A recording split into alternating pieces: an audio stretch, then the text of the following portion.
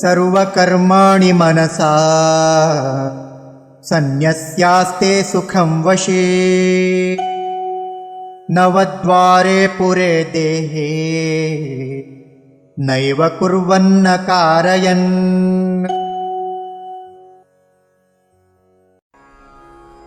सर्वकर्माणि मनसा सन्न्यस्य आस्ते सुखं वशी नवद्वारे पुरे देहि न एव कुर्वन् न कारयन्।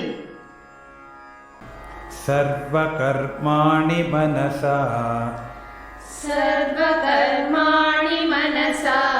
सन्न्यस्यास्ते सुखं वशी नवद्वारे पुरे देहि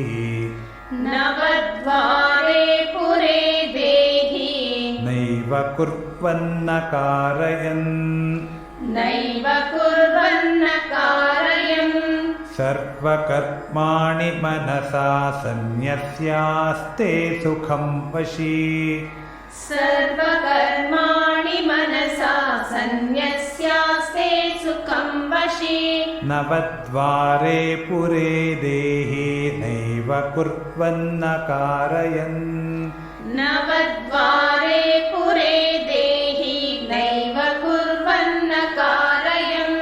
सर्वकर्माणि मनसा सन्न्यस्यास्ते सुखं वशी नवद्वारे पुरे देहि नैव कुर्वन्न कारयन्।